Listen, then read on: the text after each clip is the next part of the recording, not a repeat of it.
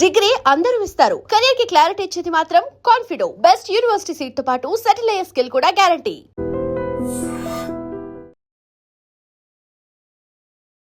నమస్కారం, మీరు చూస్తుంది ఐ డ్రీమ్. నేను మీ కీర్తి. ఇవాళ నాతో పాటు ఉన్నారు జ్యోతిష రత్న, జ్యోతిష చక్రవైభవ డాక్టర్ రాళ్లపల్లి రవికుమార్ గారు. నమస్తే గురుగారు. నమస్కారం. ఇక కర్కాటక రాశి అండి. తప్పకుండా ఈ రాశిలోనే గురువు ఎంటర్ అవుతున్నారు కాబట్టి చాలా స్పెక్యులేషన్ ఉన్నాయి ఈ రాశి మీద. సో ఏం చెప్తారు? తప్పకుండా అండి. కర్కాటక రాశి అనగానే మనకి పునర్వసు 4వ పాదం, పుష్యమి 4 పాదాలు, ఆశ్లేష 4 పాదాలు. పునర్వసు 4వ పాదమే శ్రీరాముల వారిది. కర్కాటక రాశి కర్కాటక లగ్నం కూడా అన్నమాట. సో అందుకే కర్కాటక రాశి ఏంటంటే చంద్రుడు స్వస్థానంలో ఉంటాడు. సో చంద్రుడు మనస్కారకుడు, బుద్ధికారకుడు, మాతృకారకుడు. సో వీళ్ళు చాలా మైండ్ చాలా కూల్గా ఉంటుంది, టెన్షన్ ఏం పడరు, అలాగే సాఫ్ట్గా ఉంటారు. అలాగే మెయిన్గా మదర్ అంటే ప్రాణం, మదర్ యొక్క బ్లెస్సింగ్స్ పరిపూర్ణంగా 100% ఉంటుంది. మామూలుగా జాతకరీత్యా తల్లి అంటే ఇష్టమా, తండ్రి అంటే ఇష్టం అని అడుగుతుంటారు. సో తల్లి అంటే ఇష్టం అని ఎలా, అందరికీ 90% తల్లి అంటే ఎలాగో ఇష్టం ఉంటుందండి. కానీ మన జాతకరీత్యా చూసినప్పుడు కర్కాటక రాశి వారికి ఎక్కువగా ఇష్టం ఉంటుంది. ఎందుకంటే చంద్రుడు అనే గ్రహమే మాతృకారకుడు కాబట్టి స్వస్థానంలో ఉంటాడు కాబట్టి. ఇదే చంద్రుడు ఉచ్చ స్థానంలో వృషభ రాశిలో ఉంటాడు. సో వాళ్ళిద్దరికి 100% తల్లి అంటే ఇష్టం ఉంటుంది.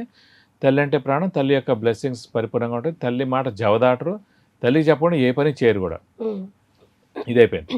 నెక్స్ట్ వచ్చేసి జాతకరీత్యా చూసినప్పుడు అప్పుడు ఏమంటారు అందరూ, అదేంటంటే 2 రాశులు అంటే మిగతా 10 రాశులు పోయా, వాళ్ళకి ఇష్టం లేదా అనొచ్చు.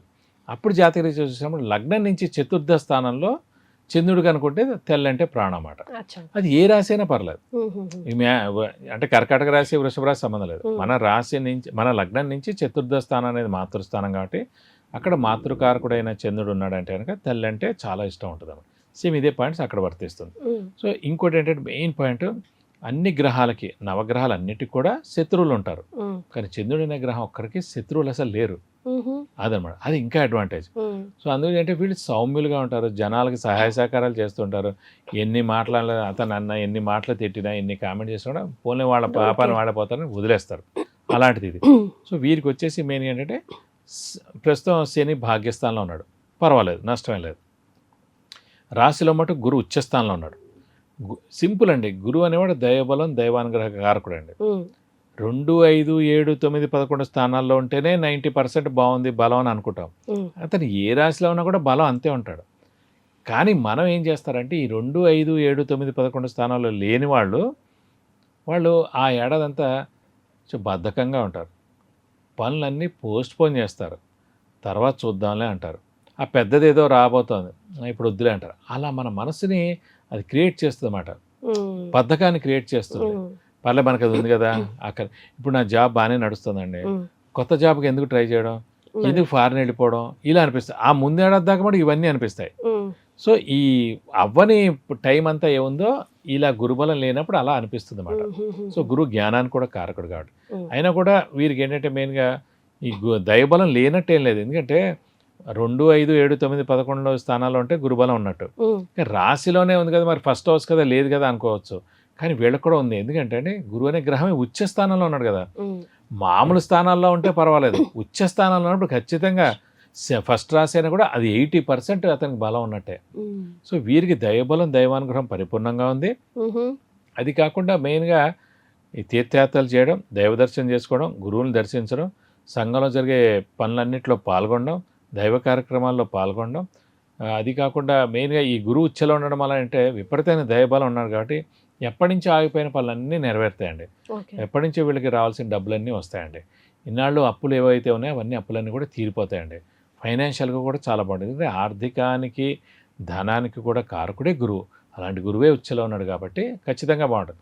ఎవరైనా చెప్పినా నమ్మక్కలే మీరు. ఎందుకంటే ఒక సింపుల్ పాయింట్, గురువే ధనకారకుడు, గురువే దైవబలం, దైవానుగ్రహ కారకుడు. రాశిలో ఉంటే దైవబలం లేదు, గురుబలం లేదని అనుకోవచ్చు, కానీ ఉచ్చ స్థానంలో ఉన్నారు కదా. సో ఖచ్చితంగా ఫర్ ఎగ్జాంపుల్ ఒక పెద్ద వ్యక్తి ఉన్నాండి, మీ సందులో ఉన్నాడు. సో మీ సందులో ఎప్పుడు కూడా కరెంట్ పోదు. ఎంసీహెచ్ వాళ్ళు నీట్గా ఉంటారు. ఈ పోలీసులు కూడా ప్రతి రాత్రి వచ్చి చెకింగ్ చేసి వెళ్తుంటారు. మరి గల్లీలో ఎక్కడున్నా పర్లే కదా. అలాగే మీరు రాశిలోనే ఉచ్చలోనే అంటే ఇవన్నీ కూడా మీకు వర్తిస్తాయి.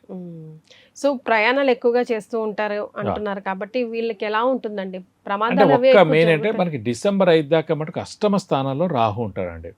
ఈ అష్టమ స్థానంలో రాహు వెళ్ళిపోతే కనుక మళ్ళీ 18 ఏళ్ల దాకా అష్టమంలో రాహు రారు. అంటే 9 ఏళ్ల తర్వాత అష్టమంలో కేతు రావచ్చు. కేతుతో అష్టమ స్థానంలో ఉంటే కనుక నష్టం లేదు. రాహు ఏంటంటే మెయిన్గా యాక్సిడెంట్స్ కారకుడు. అష్టమ స్థానం అనేది యాక్సిడెంట్స్ కారక ప్లేస్ అండి. సో కారక ప్లేసు, కారక స్థానం అయిన రాహు అక్కడ ఉన్నాడు, కారక గ్రహం అయిన. సో అందుకే మన వెహికల్ చాలా జాగ్రత్తగా నడపాలి. సో ర్యాష్గా నడపకూడదు మెయిన్గా. ఇంకోటి ఏంటంటే మన వెహికల్ ఎవరికైనా ఇచ్చినా కూడా మన పేరు అది ఉంటుంది కాబట్టి దానికి కూడా యాక్సిడెంట్ జరగచ్చు. సో వెహికల్ కూడా ఎవరికి ఇవ్వకండి. దూర ప్రయాణాలు చేస్తున్నారు, డ్రైవర్ని పెట్టుకోండి. లేదా మీరు నడపకండి, మీ వైఫో మీ అబ్బాయో లేదా మీ ఫ్రెండో ఎవరో వాళ్ళు నడపమనండి. హైవేలో వెళ్తున్నప్పుడు మీరు నడపకండి. నడిపినా చాలా తక్కువ స్లోలో నడిపితే కనుక ప్రమాదాల నుంచి మనం బయటపడవచ్చు. అంటే మేజర్ అవుతుందని చెప్పట్లేదు, కానీ కారక గ్రహం ఉంది. ఇంకా 5 నెలలు మనం కష్టపడితే ఇంకొక 5 నెలలు కష్టపడ్డాం అనుకోండి, డిసెంబర్ 5కి అలాగే వెళ్ళిపోతున్నాడు. సో అప్పటి నుంచి చాలా బాగుంటుంది. రైట్. మరి ఉద్యోగస్తులకు కానీ వ్యాపారస్తులకు కానీ ఎలా ఉందండి? వీరికి బాగానే ఉంటుందండి. అంటే వీరికి కొంచెం మిశ్రమంగా ఉన్నా కూడా, అంటే మనకి మెయిన్ సేన్ ఏంటంటే ఉద్యోగకారకుడు, వృత్తికారకుడు, ప్రవృత్తికారకుడు. సో అతను భాగ్యస్థానంలో ఉన్నాడు కాబట్టి పర్వాలేదు. అలాగే వ్యాపారస్తులు కూడా ఏంటి రాశిలోనే గురు ఉచ్చులో ఉన్నాడు కాబట్టి మరీ అంత క్రెడిట్స్ ఇచ్చేయకండి, మరీ బిజినెస్ ఎక్స్పాన్షన్కి వెళ్ళకండి. ఉన్నది ఏముందో ప్రస్తుతం నడిపించండి ఈ ఒక్క ఏడాది. మళ్ళీ సేమ్ నెక్స్ట్ ఏడాది ఇలాగే గురువు ద్వితీయ స్థానంలో అతను ఇంకా చాలా మంచి పొజిషన్లో వస్తాడు. అప్పటి నుంచి మీకు ఇంకా బాగుంటుంది. సో మిశ్రమంగా ఉంటుందని చెప్పుకోవచ్చు వీళ్ళందరికీ కూడా. రైట్. సో ఎలాంటి రెమెడీస్ సూచిస్తారండి కర్కాటక రాశి? ఈ ప్రస్తుతం ఏంటంటే గురువు బాగానే ఉన్నాడు, శని కూడా పర్వాలేదు, కానీ రాహు మటు కష్టమంలో ఉన్నాడు కాబట్టి ఖచ్చితంగా సుబ్రహ్మణ్య స్వామిని ఎక్కువగా పూజించాలి.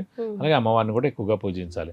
ప్రతి శుక్రవారం మామూలుగా ప్రతిరోజు కూడా ఏదైనా అమ్మవారి అష్టోత్తరం చదువుకోవడం, ముఖ్యంగా దుర్గాదేవి అష్టోత్తరం చదువుకుంటే చాలా మంచిది. అలాగే అమ్మవారి అష్టోత్తరం మరియు సుబ్రహ్మణ్య స్వామి అష్టోత్తరం చదువుకుంటే మంచిది. అలాగే ప్రతి మంగళవారం సుబ్రహ్మణ్య స్వామి టెంపుల్కి వెళ్ళి 40 ప్రదక్షిణాలు చేయడం. అలాగే వీలైతేనగా ఏదో ఒక మంగళవారం రోజున, అంటే మనకి డిసెంబర్ 5 దాకా ఇక్కడ స్కందగిరి టెంపుల్ అని ఉంది, అక్కడ హోమం మరియు అభిషేకం సుబ్రహ్మణ్య స్వామికి మన పేరు నక్షత్ర గోత్రంతో చేస్తానుక ఈ ప్రమాదాల ఎఫెక్ట్ నుంచి ముందు బయటపడిపోతాం. ఒకసారి డిసెంబర్ 5 అయిపోయింది అనుకోండి, మనకి ఆల్రెడీ ఇంకప్పుడు సప్తమ స్థానంలోకి వచ్చేస్తాడు రావు. అది పర్వాలేదు, ఇంత దారుణం అయితే ఉండదు. సో అది ఖచ్చితంగా చేయాలి. అలాగే అమ్మవారు అయితే కనుక ప్రతి శుక్రవారం అమ్మవారి టెంపుల్కి వెళ్ళి 40 ప్రదక్షిణాలు చేసి వీలైతే కనుక అమ్మవారికి అభిషేకం కానీ అర్చన కానీ చేస్తే కనుక మీకు అన్ని విధాలా మంచి చేకూరుతుంది. చాలా సంతోషం అండి, ధన్యవాదాలు. నమస్కారం. And for more videos, please subscribe to iDream. Please subscribe to iDream. Please subscribe iDream. And please subscribe to iDream. For more videos, subscribe to iDream. please like, share and subscribe to the channel. Congratulations, iDream. Subscribe to iDream. Subscribe to iDream. So subscribe to iDream Media. iDream ki iDream team andarki huge congratulations. Please subscribe iDream Media. Please subscribe to iDream. Subscribe iDream. Please subscribe to iDream. iDream అంటే నా కళల ఛానల్ను subscribe చేసుకున్న నోరు తిరుగుతలేదు, మీరైతే గంట గుర్తు కొట్టండి. For more such videos, please subscribe to iDream. Subscribe to iDream. Please subscribe to iDream. Please subscribe iDream Media. Please do subscribe to iDream. Please subscribe to iDream Media. For best entertainment and information, please subscribe iDream. And don't forget to subscribe to iDream.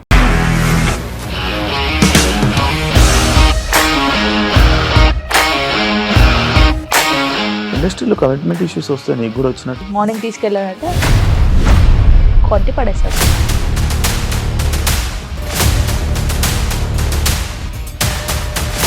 ఒక్కళ్ళు కూడా చూడలేదు ఈ cinema అని చెప్పడానికి కూడా చాలా ధైర్యం కావాలి. అది నిజం కదా, దాంట్లో ధైర్యం ఏంటి? ఇది నెక్స్ట్ డే ప్లేట్ మార్చేస్తే తప్పు కదా. As of now we're comfortable this అని నేను అనుకుంటున్నాను. రష్మిక గారిది మీది ఒకే ఊరు అంట కదా. నీకు కోపం వచ్చిందంటే బాగా తిట్టేత్తరా? తిట్టేద్దామండి. నిజంగా గేమ్ ని ఎలా చేంజ్ చేయగలిగారు? ఏపీఎస్ఎఫ్సి వాళ్ళకి 6 నెలల్లో నేను 6 లక్షలు కట్టా. బిజినెస్ చేయాలనుకుంటే it is as difficult as riding a tiger.